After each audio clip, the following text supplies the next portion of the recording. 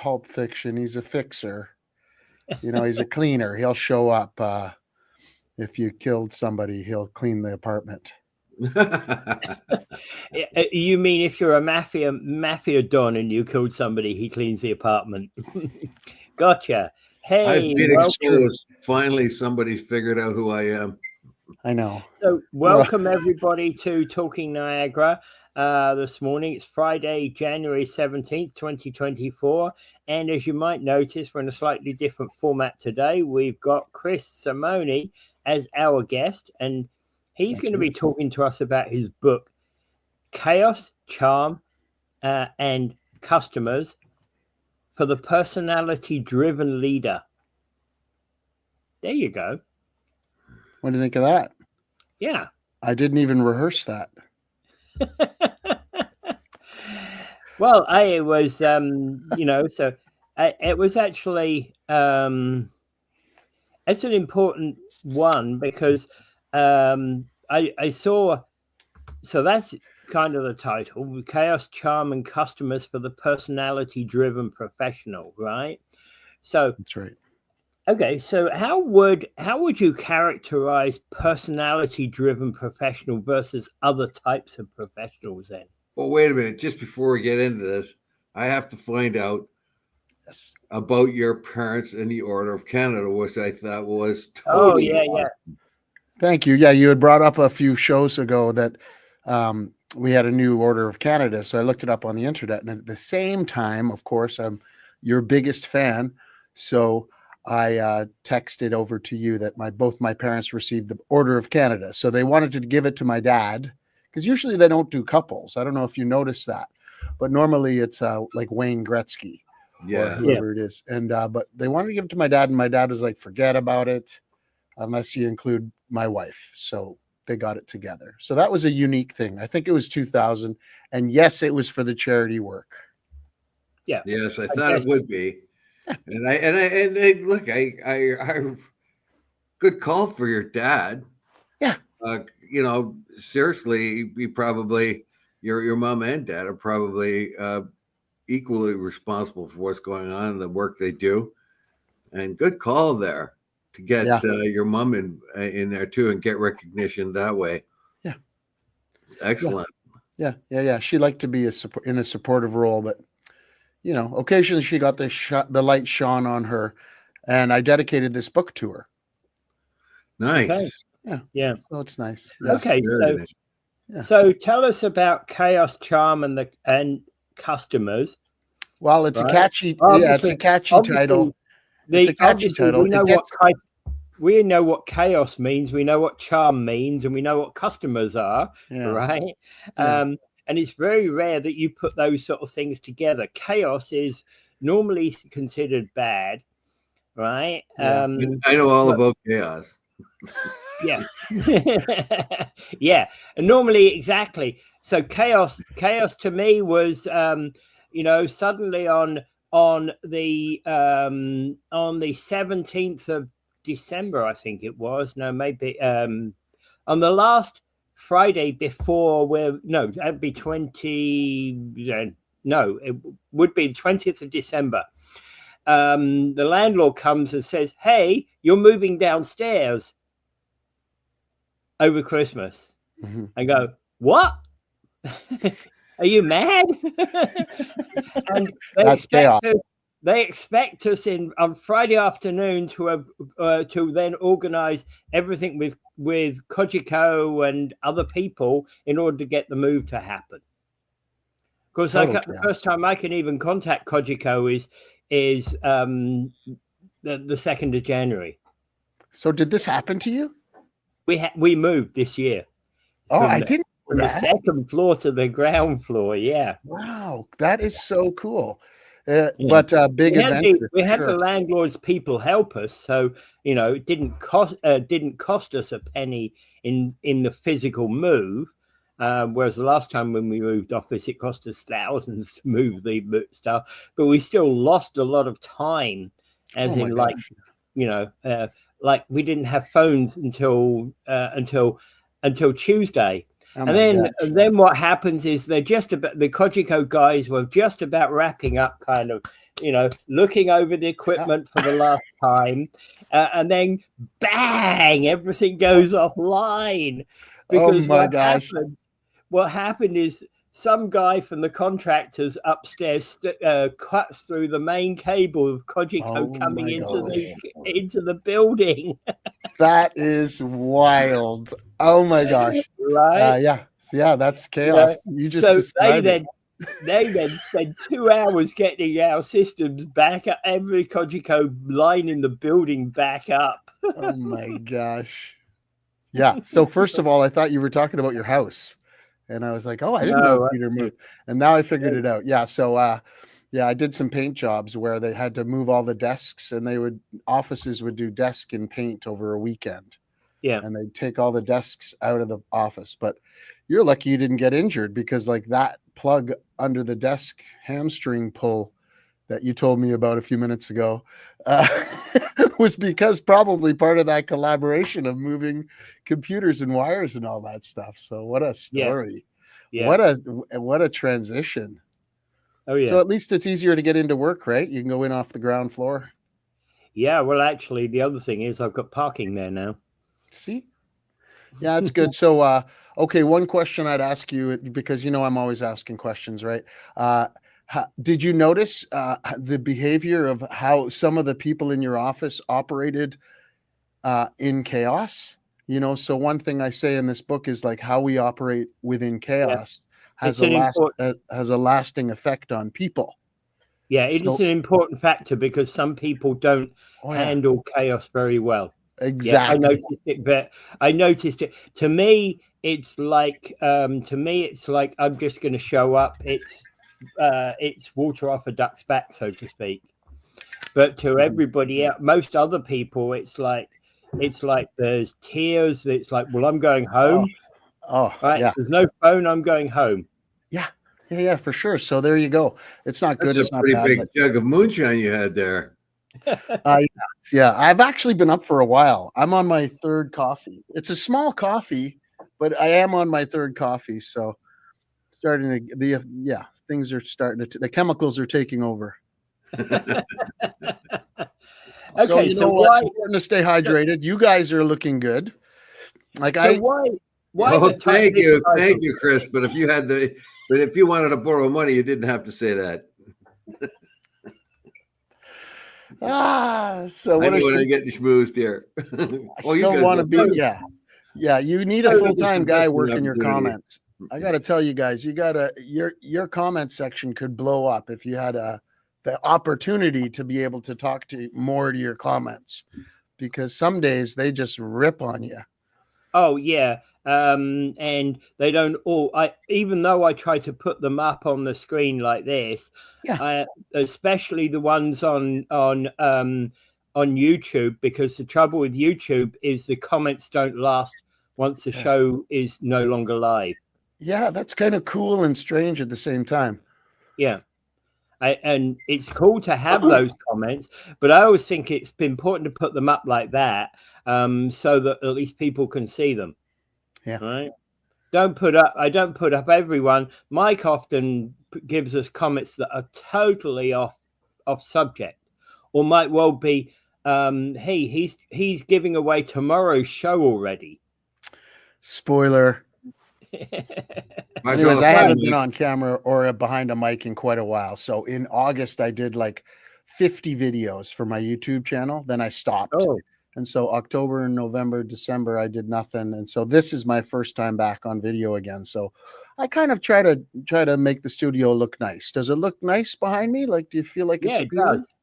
I really like the skull just over top of your head there. Yeah, the skull. And that flashing cube on the left side. It's kind of an older technology. There was actually a big flashing light that he turned off when he first came on. There was a cozy room, like a shelf full of videotapes in the back or whatever that is. It's my bookshelf. I went down to 50 books, if you can believe it. So those are the 50 books that I use as a resource now. I'm off Google, so I believe I get most of my information from those books or from writing and just kind of empirical evidence on my subject matter of your personality. Okay, tell us then about chaos, charm, and customers. Okay, yeah. So you touched on the chaos part of it, right? And how people operate within chaos. Imagine a receptionist. The responsibility of a receptionist, right? Forward facing, customer facing. Because you asked that one question about who would this book appeal to in what profession specifically? Remember, Peter, when you asked? Yeah. Yeah. And so this is for customer facing people that are managing public emotion. So cashiers, flight attendants, carnival workers, receptionists, you know what I mean? Crossing guards. These are pretty much, I don't know what the percentage, I'd like to know, but I wonder what percentage of professionals are customer facing. And so I call this the survival guide to be the best receptionist. So I started as a receptionist when I was 6, and I'm still a receptionist to this day. I'm proud of the trade. I believe they deserve to be paid as well as a skilled trade like electrician, welder, truck driver, and I think that they're underpaid, and I think receptionists need to increase their pay. And I think that bringing more value on a personality driven focus stream will outpower AI, and AI can't ever replace us. Okay, our nuances, our personality traits, and there's some terrible personality identifying tests that corporations use from 1930, like the Myers-Briggs. You know that one? Yeah. And it's a dichotomy. It's a sad dichotomy. You're either an introvert or an extrovert. I'm an ENFF. What? There's nuance. So this is my first time doing this. This book is an opportunity to look at 13 discernible traits to see where you're weak and strong. So instead of that dichotomy of introvert, extrovert, whatever the F and the other letters stand for, it's a look at strong and weak personality traits and how to strengthen them, how to value switch. I've seen a lot of personality trait type things, and they kind of typically, most of these kind of books say you're one of 4 personalities. I know, right? It's a sad trend. And then somebody else comes out with another book that's saying you're one of 4 personalities, but they're different types of personalities, right? Yeah, so you got it. This is an angle from weak to strong. So you notice those people in your office that were great under pressure or handled themselves well in chaos. Well, the people that notice that they're weak in that trait, that they would transfer where they are strong in that trait. So where are you reliable? As a parent, I don't lose my cool that much. So what am I doing as a parent that I can transfer to my work? Because you already have the skills. So if you're a great golfer but a shitty dad, you could look at how you play golf and transfer that to parenting to become a better parent. And that's what this book's all about. Is that too much? I don't know about golfing because it involves a club. So true. You might want to take that part out of it. True. Good point. Good point. Well, here I got some of this, but you said people are categorized as extroverts or introverts, but there's a thing called an ambivert, and so the sort of digital classifications we have of introvert, extrovert, and in between ambivert. But I like what you said, that there's an infinite adjustments between categories between those two lines. You go from the farthest extrovert to the farthest introvert, and in that zone in between, which all of us really belong, there are elements of extrovert and introvert in each one of us. Yeah. So what you're saying is to try to get that ingredients right, and when it comes time to be an extrovert, you can put it out, you can turn it on if you study yourself, basically. And if it's time to be an introvert, if that's more valuable at the particular time, you can readjust your personality that way by looking at your own life experiences where you have been an extrovert, where you have been an introvert, where you have been successful in different places.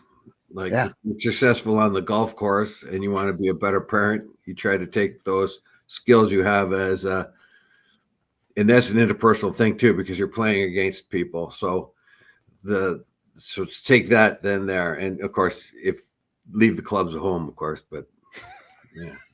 Yeah, that's what it is. And so that the whole receptionist thing is 10 skills. So I've narrowed it down to 10 main skills to be a great receptionist. And we're all receptionists, right? You know, the way you manage your pet, Oh, we have to be. the way you manage your household. Yeah, the way you talk to you talk to the guy at the convenience store, the bus driver. Yeah, your business depends upon it, etc. Right? Yeah, well, it does. Most businesses. And even if you're an employee, your business depends on it. Absolutely. Like you got to be able to appeal to your boss, because your boss is your customer as an employee, right? You got to keep the value up. And so it's 10 skills, the 10 skills of a great receptionist compared to these 10 personality traits, which in the end result in mutual respect, being current with your feelings, and funny, like kind of funny, quirky. I kind of think that's kind of important. So that's the result of getting sharp at these 10 personality traits through the 10 skills of a receptionist. So it's a bit deep, it's a bit complicated, and not at all at the same time. Chaos, charm, and customers. We got the chaos up here. This guy's, it's chaos. And then you got the flow, and then see all these emojis? Yeah. These are the customers, okay? So your book is both an introvert and an extrovert. Yeah. Everything in between. Takes you right through. And so, I don't know, it was fun to write, and I dedicated to my mom, like I said, and, it's been a fun journey. And now I'm off to learning how to sell it. So this is my first live interview, and I've been working on Amazon free. The budget is $0. So Amazon free marketing, learning about keywords and indexes. So where to categorize your book, and then rankings, words and phrases that get clicks, and words and phrases that actually, when they're followed through, people buy books. Oh boy. Yes, thanks for that being watched. That's like Big Brother watching you, right? And that's the thing that AI and marketing, computer marketing has told us, that they'll be looking at everything phrases and phraseology and little nuances of things we like and don't like, and then they'll start feeding us what they think we need.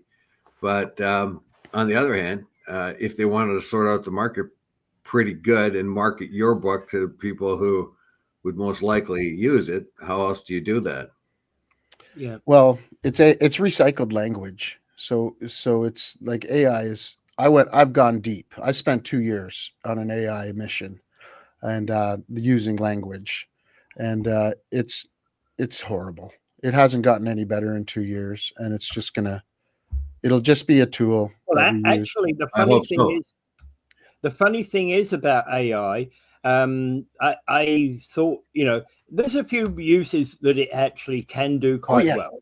Right? Oh yeah, for sure. For example, if you write yourself a rough letter, my student at work was telling me about this. He was writing a rough letter. He did a rough draft of what he wanted to hand in for school, and he said, "Can you clean up the grammar in this?" Yeah.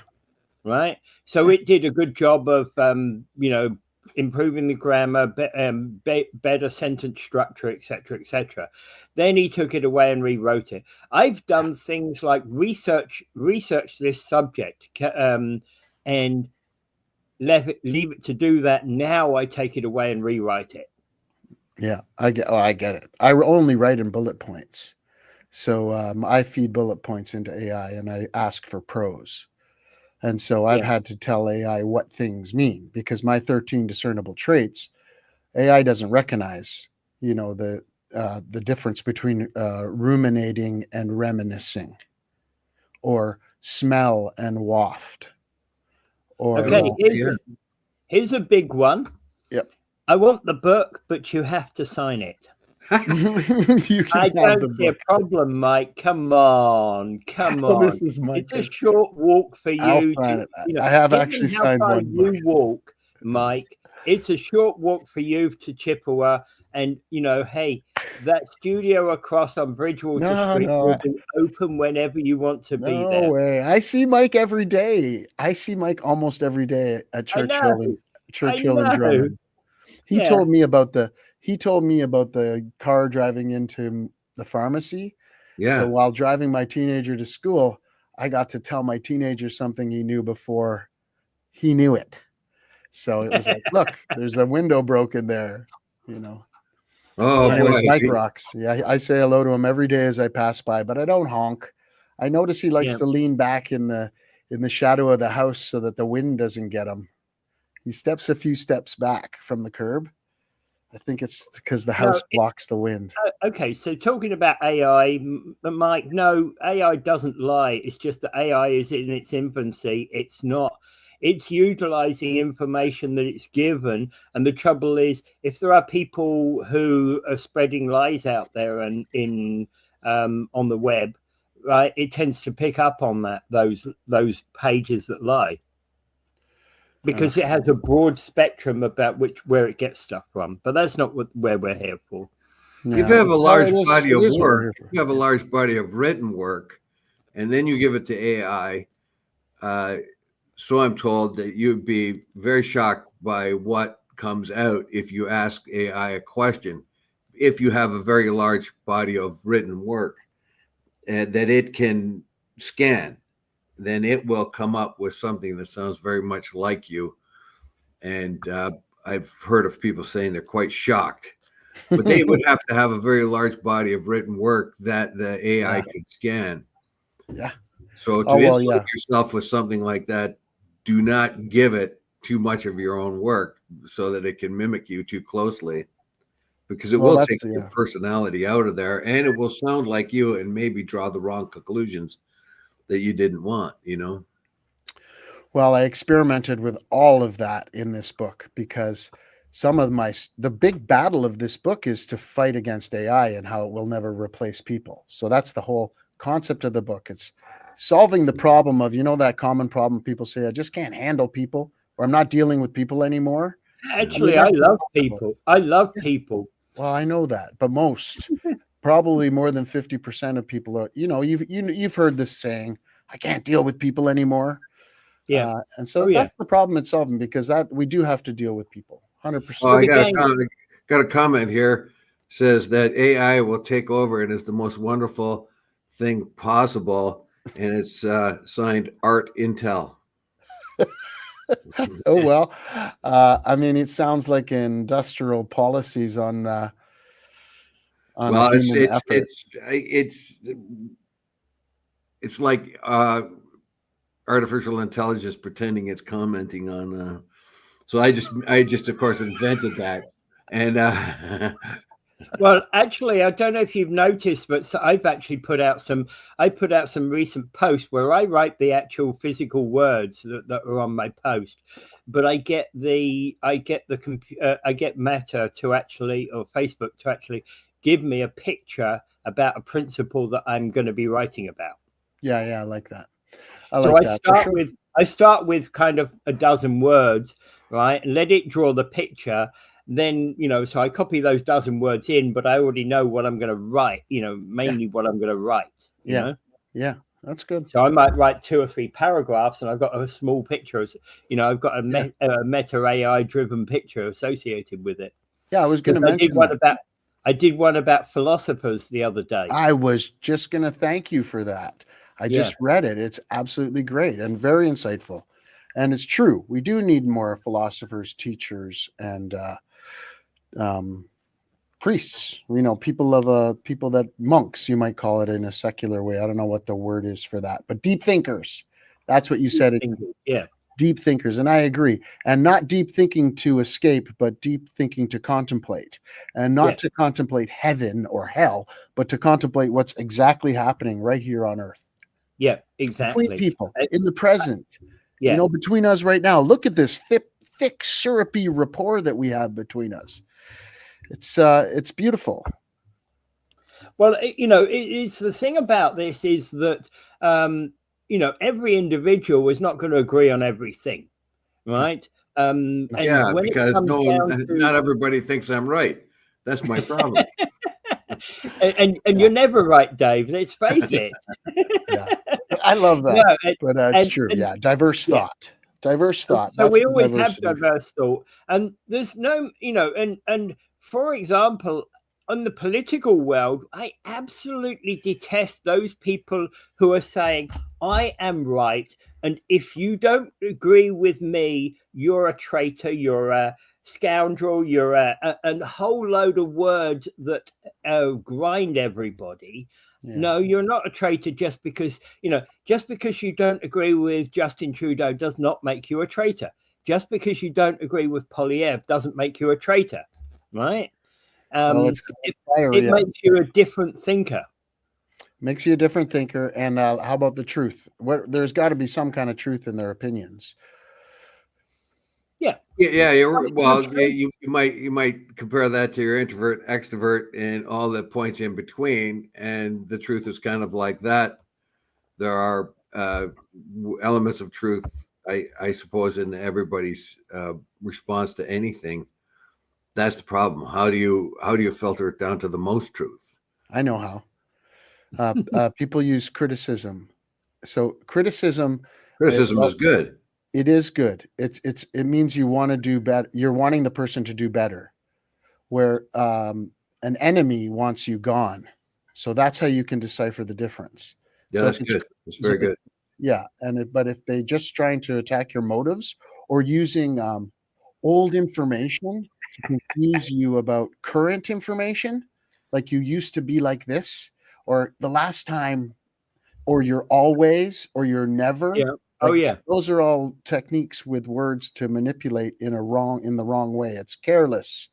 It's when someone's exaggerating themselves and minimizing you. That's careless. Yeah, it's bad to react like that, because it's like to somebody saying, well, I've got my problems, they're X and Y and Z, and what would you know about my life, because you're living a fantastic life. Right? You're living a fantastic life. You're wealthy. You're whatever, whatever you picture you want to paint, right? And the problem here is that you see that person's face turn from being nice, calm, and everything to kind of, well, what the fuck do you know about my life?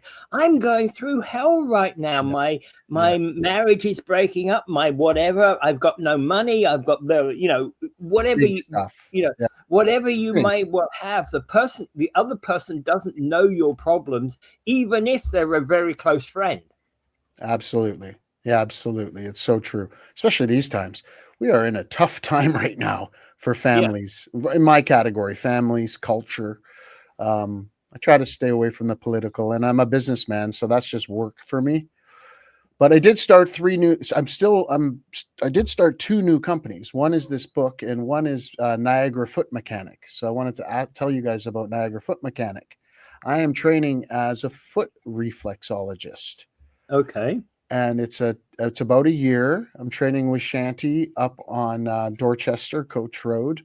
He is a very well-known foot reflexologist, and it's using pressure points in your feet to relate to the zones in your body, so that you might the inside arch of your foot. If you press on that, it's the same as the middle of your back, or the top of your toes might relate to your head, or the inside arch of your foot might be your spine, and your heel, your lower body, abdomen and stuff.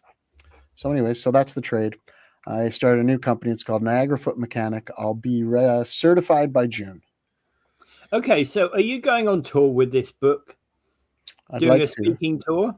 I'd like to, but I made a commitment that this is that this book, this business, which I call the book as a business, is on a shoestring budget. So I'm not willing to spend a dime. I don't have a dime to spend, to be honest. Yeah, but what I'm talking about first. Yeah, but what I'm talking about with that is that typically most people who write books and self-publish books typically do it as an associated tour sales mechanism for their for their whatever else they're doing. I have a vision. Do you want to know what my vision is? Love it. All right. I wrote this book as a sellable product, first of all, because my Yeah. company, Your Personality Shows, didn't have anything to sell.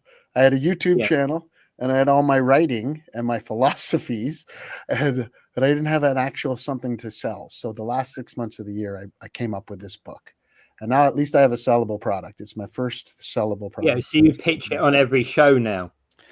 Yeah, I try to talk to friends. I try to tell 2 people a day about it. That's my marketing goal right now. But my vision is to do keynote talks and, 2 hour, 1 hour, be an MC at conferences that come to Niagara Falls.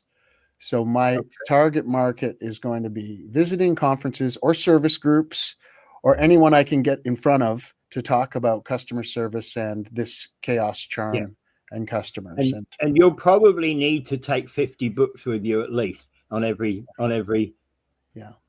That's the thing. That's the thing. I'm not willing to spend even a penny on this business. So I'm not going to have a garage full of books.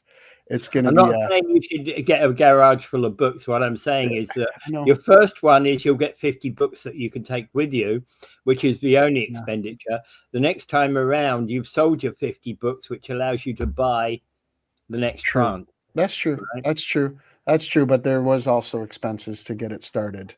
Anyways, I don't mind if it takes time. I'm like literally learning about Amazon marketing on my own. I did get a quote for a professional company that'll carry me for 3 months and promote my book and get all the right search engines or whatever they do out to the world. And they wanted to charge me, I think it was 2,800 Canadian. Probably not bad. Probably not a bad amount. Considering what they can, they can do. But again, it's whether you've got that money, right? Yeah, and also, for sure. I've never been a turnkey guy. I've never started businesses by buying a business, which it makes sense because you got cash flow the next day, right? If you spend $1 million on a business, the next day you should be, bringing in, money.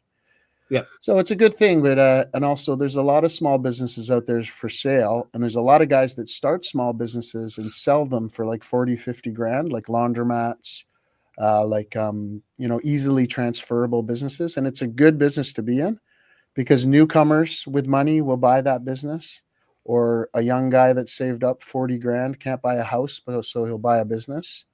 Yeah. So it's a good business to be in. I'm just like such a shoestring guy, like my painting business.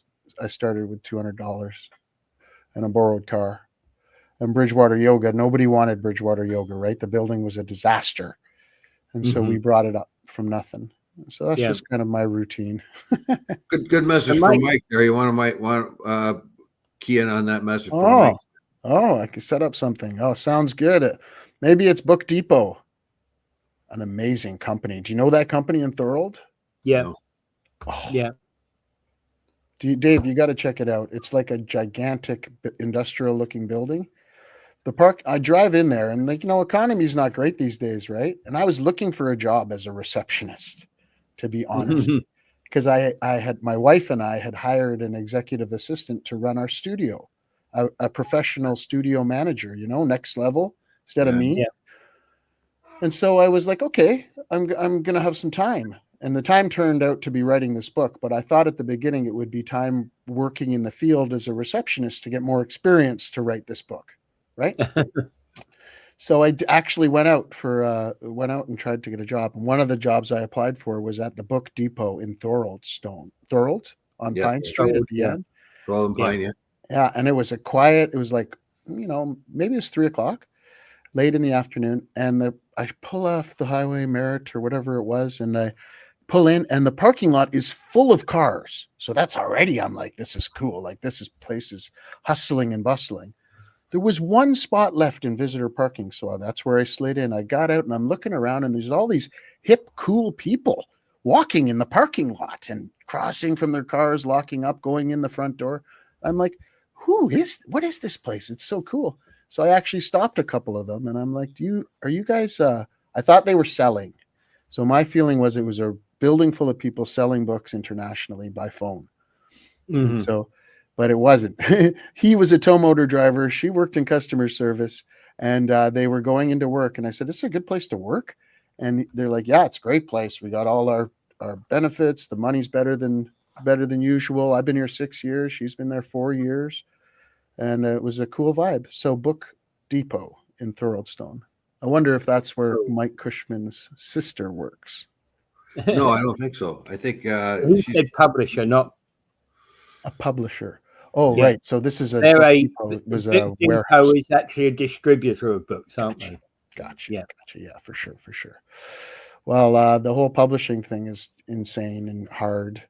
And yeah, it's a deep dive. It's no wonder, even with help from electronics, that there aren't a lot of people doing this, because it takes a lot of grit to get it through. Like, there's a lot of reordering I wasn't expecting. So you write and then you put it in order, print it off. I got this inkjet printer that was a hero for me, and I got this big table behind me.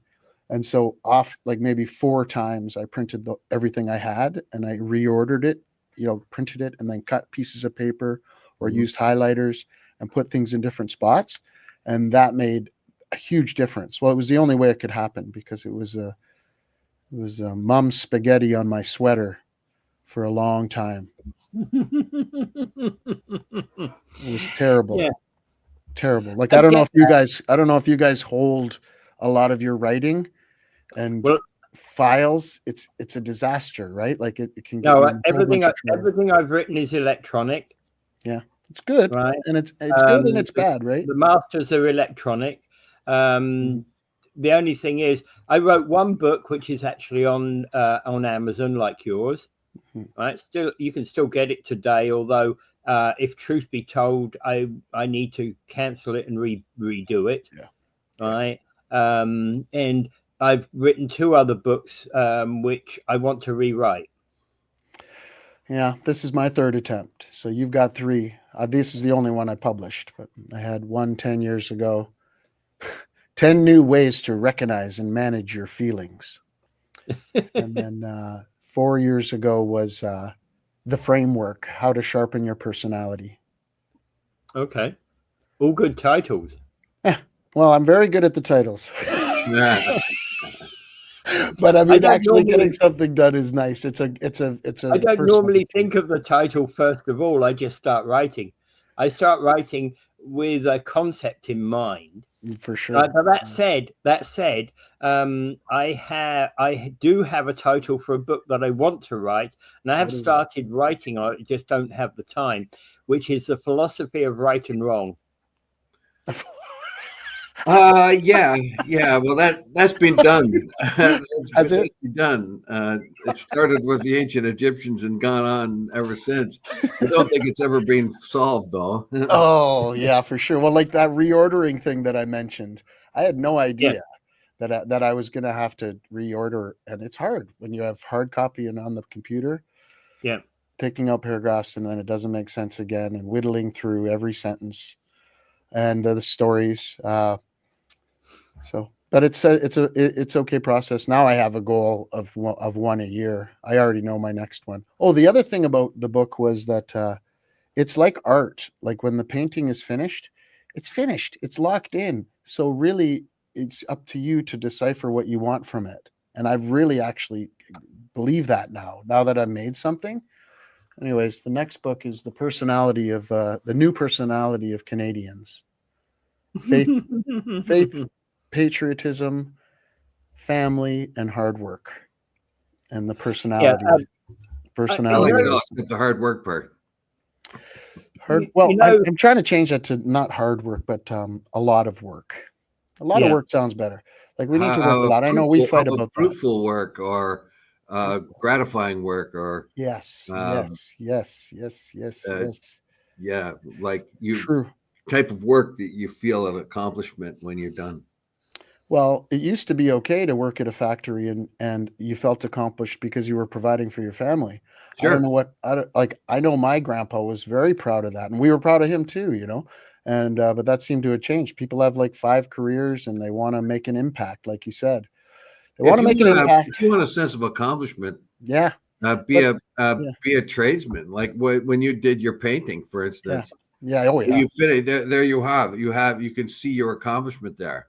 Now you talked about receptionists there for a little bit, or sometimes they wouldn't necessarily have a sense of accomplishment unless they were able to really help somebody out. Right. Because they have so many people coming and going, they don't have a concrete idea of It's true. accomplishment. Whereas a chef, cooks something, and there it is. There it is. Well, that actually, Dave, matches where my father was. I mean, we used to go to London, and he'd say, "I built that. I helped rebuild that. Yeah. I built that. I helped rebuild that." And he wants to go into detail about it, and your mom rolls her eyes. It's telling us again.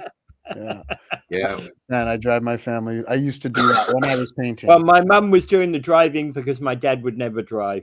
That's like me as well. If there's another licensed driver, I do not drive.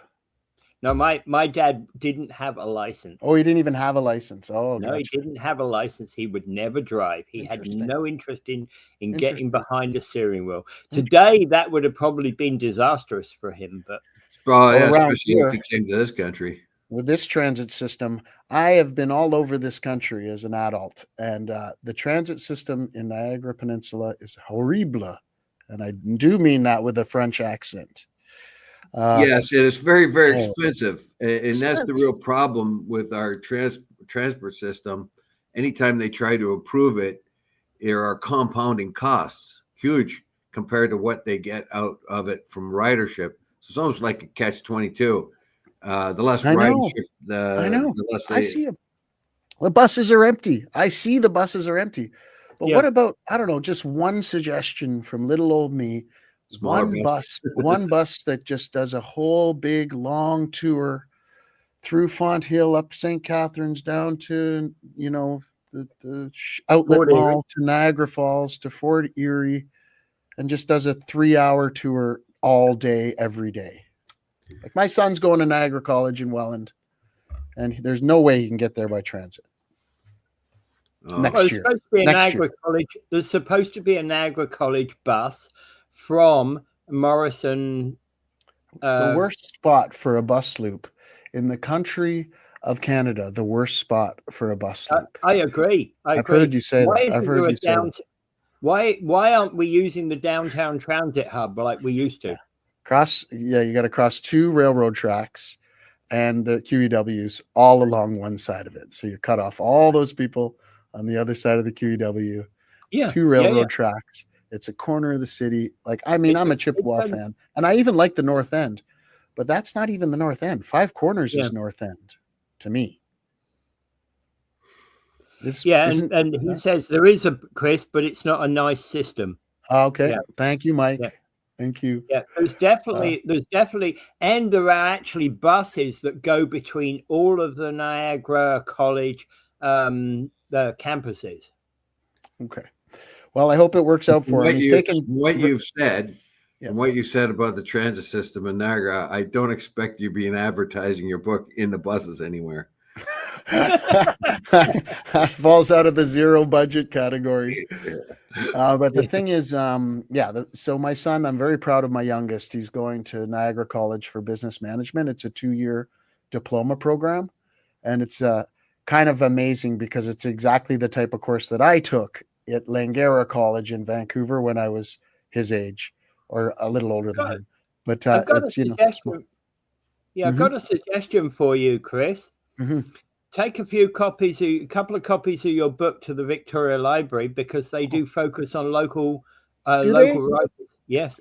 Oh my gosh. I didn't even think about the library. Literally, I'm such a newbie. I have not even learned how to market this thing, but I have started other small businesses. But that's a good idea, the library. Yeah, if you give it to the library, they'll look it over and because it's a local author, they may consider to include it in their works there. This is the key right here, this ISBN number. Yeah. That makes it legitimate to sell it anywhere in the world. Yeah. Oh yeah. It wasn't that hard. Amazon, it wasn't that hard, but Amazon's great. Like, I know it's a conglomerate and we're like me, a hippie yoga teacher, but I'm buying in. I'm into YouTube, Amazon, and Google. Those are my platforms because it makes sense business wise. And at my age, embracing anything technical is a feat in itself. So And Mike's got 3 cousins that work at the library. Mike, I know he does. This guy is unbelievable. I know. Look, he's just giving you 2 inside tracks there. His cousin's a publisher, and he's got people that work in the library. Oh, he's got you fixed, man. I know. You know what? A lot to be grateful for. What are your guys' 2025 plans as far as like life, physical, family, work? Yeah. My plans, that's interesting. I don't actually do New Year's resolutions because my philosophy is that if you want to do something, tomorrow's a good day to just start doing it. Well, that's right? true, and your track record shows that.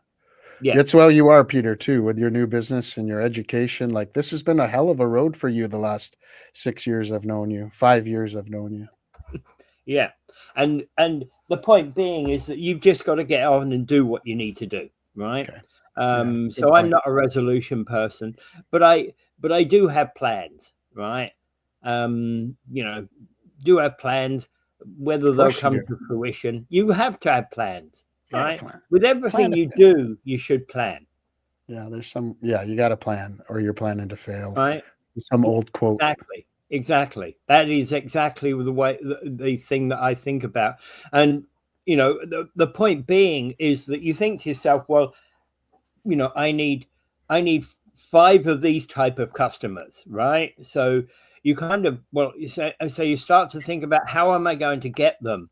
And then funnily enough, 5 of those people just seem to come out of the woodwork and kind of call you up one day. 5 of those types of people, or those exact 5? Those types of people, yeah. I know. I call it file day. Mentally perceiving. You haven't yet written the letter that you were going to write, but they just walk in the door. It's amazing. Very interesting. Yeah, I call that file day. So back when I was painting and my wife was like, I need 10 grand. I would be like, okay. So I'd call it file day. And that's when I would go through at that time, I think it was a Rolodex, but my phone, and start looking at, okay, who are my customers? Who can I think about, talk about, give a call? It's kind of like a marketing, guerrilla marketing kind of thing, similar to what you're saying. Yeah. But I like how you describe the type of person, where I was going after individuals. Yeah. Well, you got to know the type of person that you're looking for. Yeah, I'm getting that with Amazon, because those types of people are pushing in phrases on the search bar in Amazon books. So that you're exactly right. Like, I need to know what type of person wants to read this book. And I got it in all my complicated, deep thought, escaping kind of attitudes and phrases, and it would be managing public emotion. But I don't think that's easy to understand. Is it easy to understand? No. And actually, how you figure out what other people search is complicated. This is it. This is this is what I just kind of cracked open with this book, that it's quite interesting. And then how many of those people that use that phrase actually proceed to go ahead and buy a book? Because the percentages are all there. This A9 algorithm, they call it, from Amazon, it's all there. It's crazy. One of the things I noticed about your book, Chris, is that it didn't have a look inside. No. What do you mean? Any pictures inside? No. There's on Amazon, there's a feature called Look Inside. Oh, is there? Yes. Thank you. I'll write that down. Yeah. Okay. And it gives you a sample of the book? Well, basically, the whole idea that it will pick at random.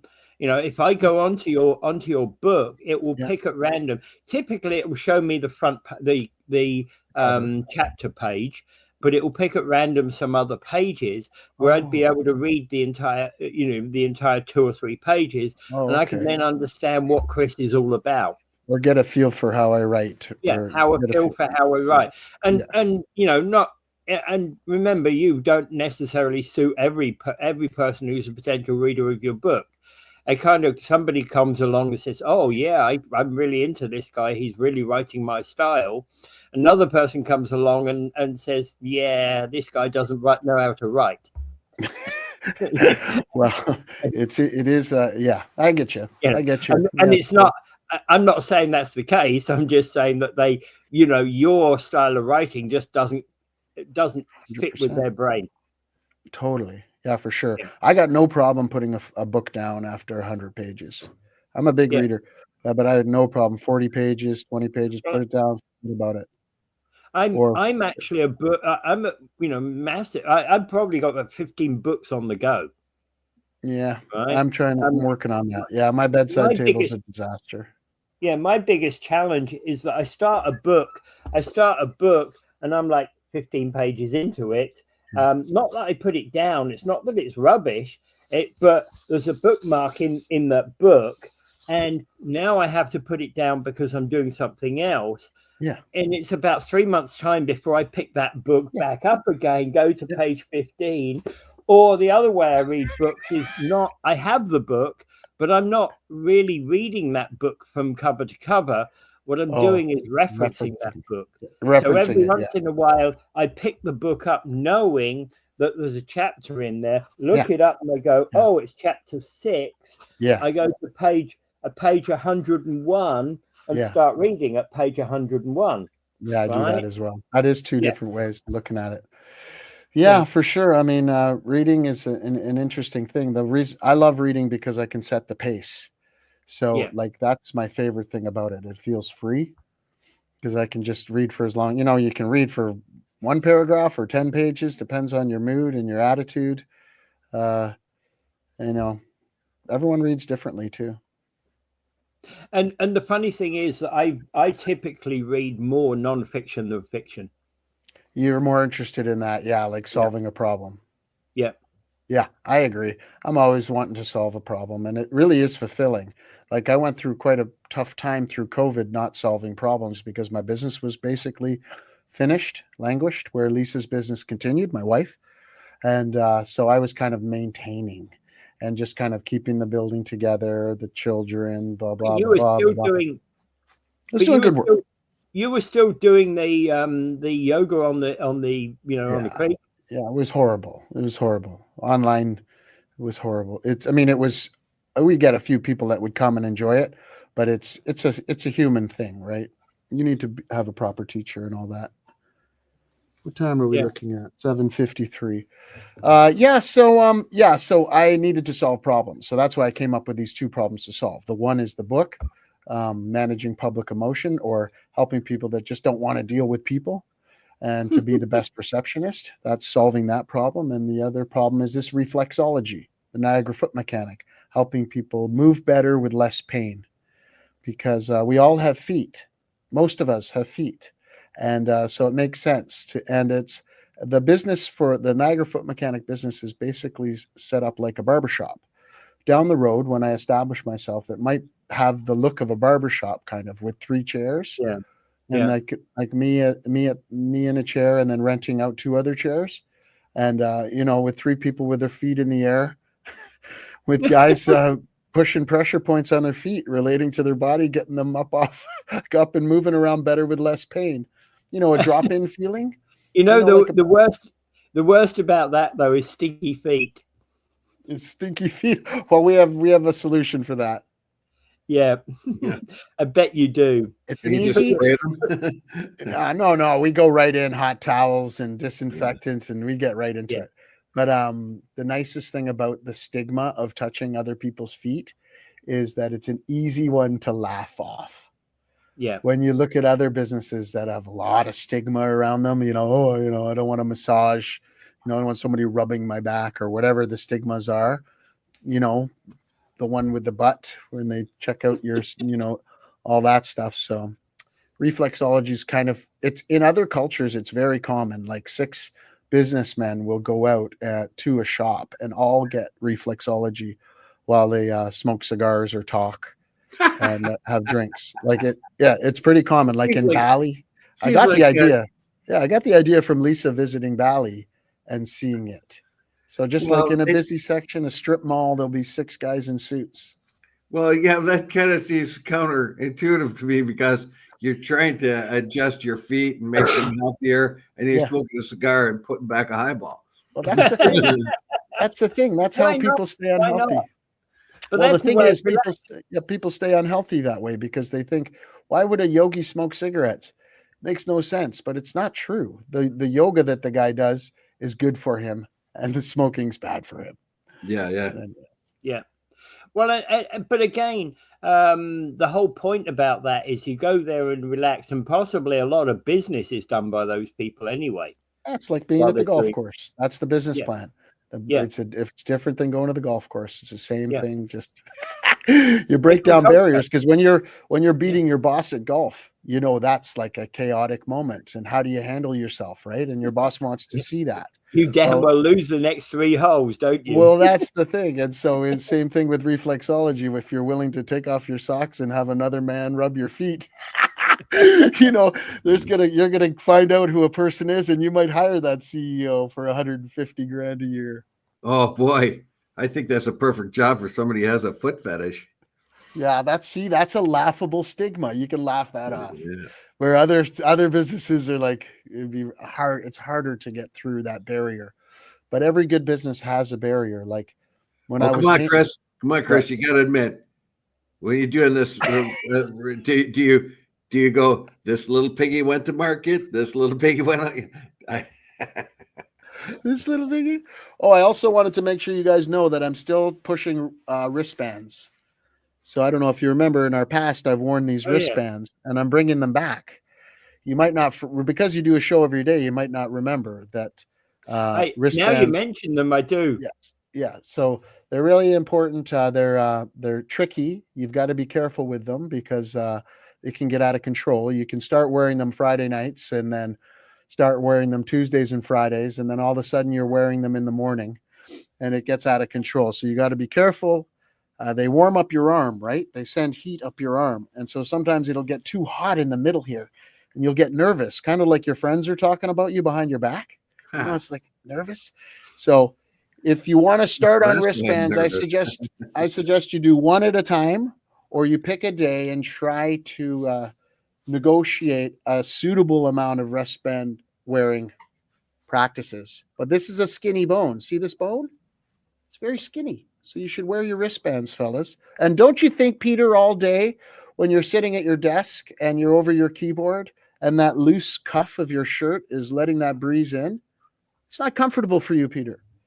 So I use a magnetic wristband. Thank you very much. Thank you very much, Peter. That's all I wanted to know. No, I'm a great believer in magnetics. It saved my life, I think. Yeah, your feet. Did it help you in your ankle? Because you have shitty ankles.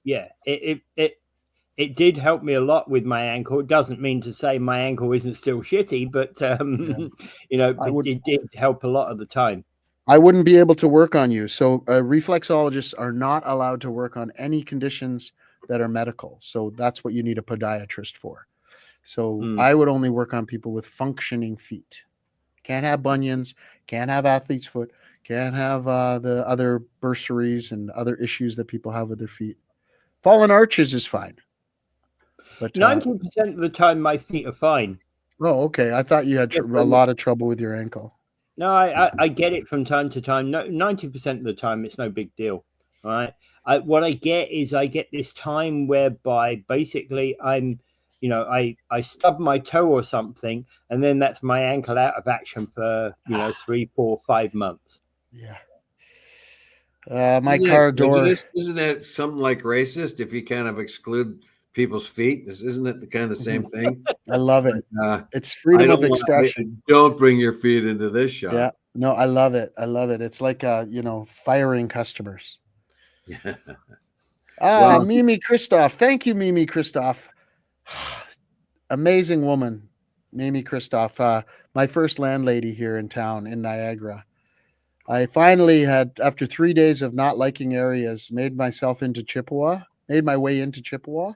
And I was driving down Cattell, where Wynotts is? Yeah.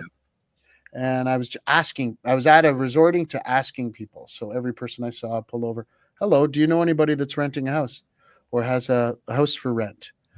No. 10 minutes later, I go up to a man that's sitting on a lawn chair at the corner of Cattell and the other street there at the end of Cattell and Regan, and he doesn't answer me. And I'm like, oh, okay. And I kind of back off, like maybe he doesn't want to talk to me.